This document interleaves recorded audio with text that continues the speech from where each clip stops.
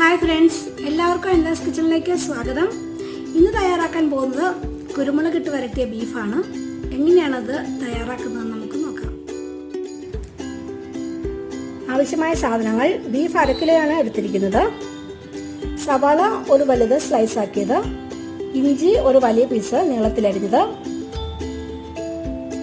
വെളുത്തുള്ളി 1.5 table spoon, തേങ്ങാക്കൊത്ത് 1 table spoon, മല്ലിപ്പൊടി 2 ടേബിൾ സ്പൂൺ, മഞ്ഞൾപ്പൊടി 3/4 ടേബിൾ സ്പൂൺ, മുളക് പൊടി 3/4 ടേബിൾ സ്പൂൺ, കറി ലീവ്സ്, 2 ടൊമാറ്റോ, ആവശ്യത്തിന് ഉപ്പ്, ഗ്രീൻ ചില്ലി 3 എണ്ണം, കുരുമുളക് പൊടി 3/4 ടേബിൾ സ്പൂൺ. മസാല ഉണ്ടാക്കുന്നതിന് ആവശ്യമായിട്ടുള്ള സാധനങ്ങളാണ് ഇവിടെ എടുത്തു വച്ചിരിക്കുന്നത്. വലിയ ജീരകം അല്ലെങ്കിൽ പെരിഞ്ജീരകം 1 ടേബിൾ സ്പൂൺ, 2 ഗ്രാമ്പു, 2 ഏലക്ക, സ്റ്റാർ സ്പൈസ് 1 എണ്ണം, സിനമൺ സ്റ്റിക്ക് ചെറിയൊരു പീസ്, ബേ ലീവ്സ് 1 എണ്ണം. ഇത്ര സാധനങ്ങൾ വറുത്ത് പൊടിച്ച് ചെറുതായിട്ടൊന്ന് ചൂടാക്കി എടുത്ത് പൊടിച്ചിട്ടുണ്ടെങ്കിൽ മതി. അത് നമുക്ക് ഗരം മസാലയായിട്ട് ഇതിൻ്റെ കൂടെ ഉപയോഗിക്കാം. ഏതെങ്കിലും ഒരു ഓയിൽ 2 ടേബിൾ സ്പൂൺ വേണം. വെളിച്ചെണ്ണയാണെങ്കിൽ കൂടുതൽ നന്നായിട്ടിരിക്കും എന്ന് തോന്നുന്നു. നിങ്ങൾക്ക് ഇഷ്ടമുള്ള ഓയിൽ യൂസ് ചെയ്യാം. കുക്കറിലേക്ക് നമുക്ക് 1 ടേബിൾ സ്പൂൺ ഓയിൽ ഒഴിച്ച് കൊടുക്കാം.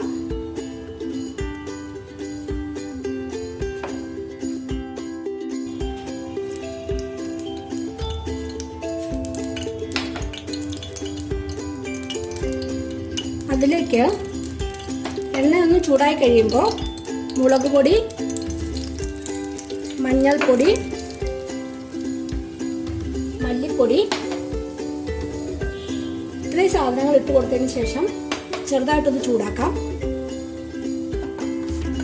ചെറുതായിട്ടൊന്ന് ചൂടാക്കിയാൽ മതി. അതിനുശേഷം നമുക്ക് ബീഫ് അങ്ങോട്ട് ഇട്ട് കൊടുക്കാം.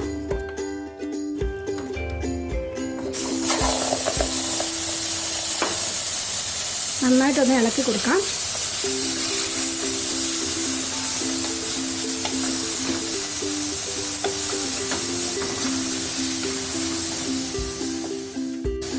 ആവശ്യത്തിന് ഉപ്പും കൂടി ചേർത്ത് കൊടുക്കാം.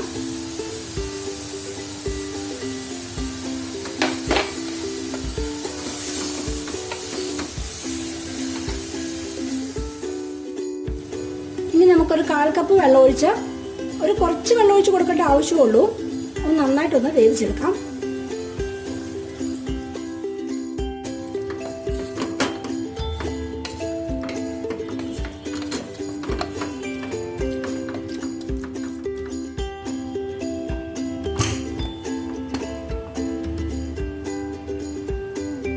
നമുക്ക് നന്നായിട്ടൊന്ന് വേവിച്ചെടുക്കാം. ഏകദേശം ഒരു 5-6 വിസിൽ വരുന്നത് വരെ വെയിറ്റ് ചെയ്യണം. ഓരോ ബീഫിനും ഓരോ വേവാണ്. അതുകൊണ്ട് ഒരു 5-6 വിസിൽ വന്നതിന് ശേഷം നമുക്കിത് വെന്തോന്ന് നോക്കാം. ഒരു 6 വിസിൽ വന്നപ്പോഴത്തേനും ഞാനിത് ഓഫ് ചെയ്തിട്ടുണ്ട്. നമുക്കിനി ഇത് മാറ്റി വെച്ചിട്ട് ബാക്കിയുള്ള സവാളയും വെളുത്തുള്ളിയെല്ലാം വഴറ്റിയെടുക്കാം. ആദ്യം നമുക്ക് ഗരം മസാലയ്ക്ക് ആവശ്യമായിട്ടുള്ള സാധനങ്ങൾ ചെറുതായിട്ടൊന്ന് ചൂടാക്കിയിട്ട് പൊടിച്ചെടുക്കാം. അതിന് ഓയിൽ ഉപയോഗിക്കേണ്ട ആവശ്യമില്ല. ചെറുതായിട്ടൊന്ന് ചൂടാക്കിയാൽ മതി.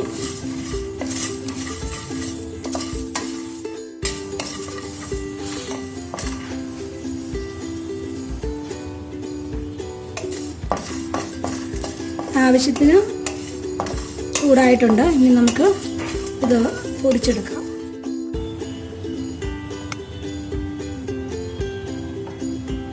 ഇനി കുറച്ച് ഓയിൽ ഒഴിച്ചതിന് ശേഷം നമുക്ക് സവാളയെല്ലാം വഴറ്റിയെടുക്കാം.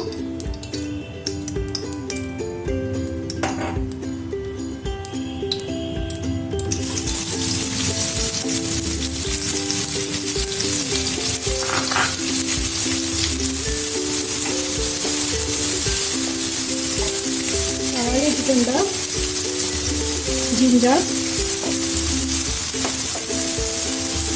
ഗാർലിക്,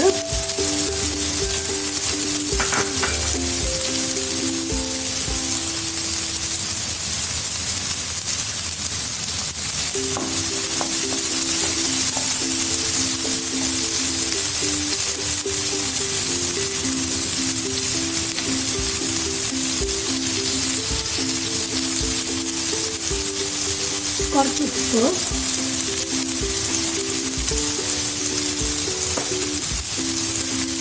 കറി ലീവ്സ്,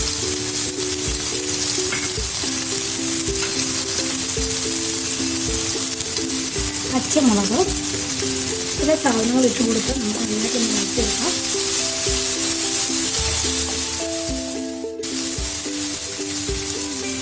തേങ്ങാപ്പത്തോട് നമുക്ക് ഈ കൂടി ഇട്ട് കൊടുക്കാം.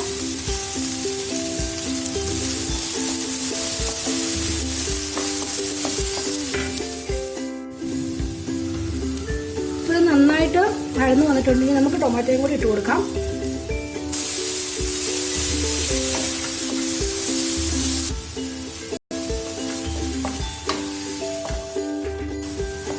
ടൊമാറ്റോ ഏകദേശം നന്നായി വെന്ത ഉടയുന്നത് വരെ നമുക്ക് ഇതിനകത്ത് നന്നായിട്ട് മിക്സ് ചെയ്ത് കൊടുക്കണം. ഇപ്പോൾ ഏകദേശം നന്നായിട്ട് വെന്തിട്ടുണ്ട്. നമുക്ക് വെന്ത ബീഫ് ഇതിനകത്തേക്ക് ഇട്ട് കൊടുക്കാം. ബീഫ് നന്നായിട്ട് വെന്തിട്ടുണ്ട്. നമുക്കിനി ഇത് സവാള ഒക്കെ വഴറ്റി വെച്ചേക്കുന്നതിനകത്തേക്ക് ഇട്ട് കൊടുക്കാം.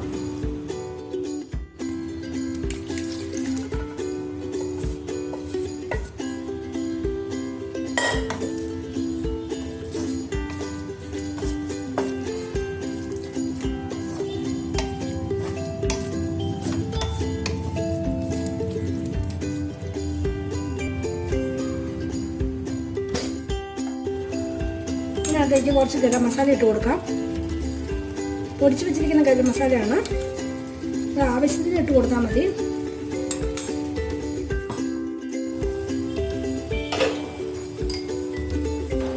കുരുമുളക് പൊടിയും കൂടി ഇട്ട് കൊടുക്കാം. നിങ്ങൾക്ക് ആവശ്യത്തിനുള്ള എരിവിനുള്ള കുരുമുളക് പൊടിയും മുളക് പൊടിയൊക്കെ ചേർക്കാവുള്ളൂ. ഇവിടെ നന്നായിട്ട് സ്പൈസസ് എല്ലാവർക്കും ആവശ്യമുണ്ട്. അതുകൊണ്ടാണ് ഞാൻ ഈ ഒരു അളവ് പറഞ്ഞത്. നിങ്ങൾക്ക് സ്പൈസസിന് എന്തോരം സ്പൈസസ് വേണമെന്ന് വെച്ചിട്ടുണ്ടെങ്കിൽ അതനുസരിച്ച് ഇട്ട് കൊടുക്കാവുള്ളൂ. ഇനി ഇതൊരു 5 മിനിറ്റ് നേരം അടച്ച് വെച്ച് നമുക്ക് നന്നായിട്ടൊന്ന് വരട്ടിയെടുക്കാം.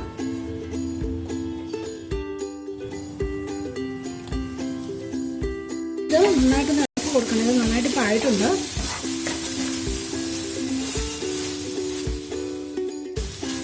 ഞാൻ ഈ ചേർത്തിരിക്കുന്ന സ്പൈസസ് ഒക്കെ വളരെ കറക്റ്റാണ്. ഒരുപാട് കൂടുതലും ഇല്ല, എന്നാൽ കുറവുമല്ല.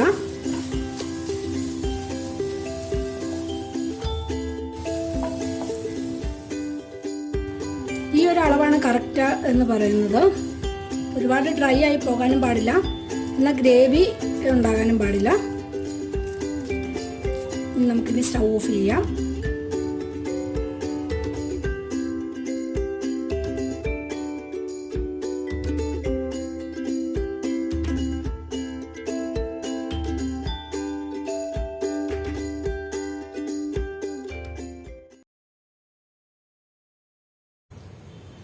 ബീഫ് പെപ്പർ ഫ്രൈ എങ്ങനെയാണ് തയ്യാറാക്കുന്നതെന്ന് എല്ലാവർക്കും മനസ്സിലായി കാണുമല്ലോ അല്ലേ? അപ്പോൾ എൻ്റെ റെസിപ്പീസൊക്കെ ഇഷ്ടമാവുകയാണെങ്കിൽ ലൈക്ക് ചെയ്യുക, ചാനൽ സബ്സ്ക്രൈബ് ചെയ്യുക. എന്തെങ്കിലും അഭിപ്രായങ്ങളുണ്ടെങ്കിൽ എഴുതി അറിയിക്കുക. പുതിയ പുതിയ വിഭവമായി നമുക്ക് വീണ്ടും കാണാം.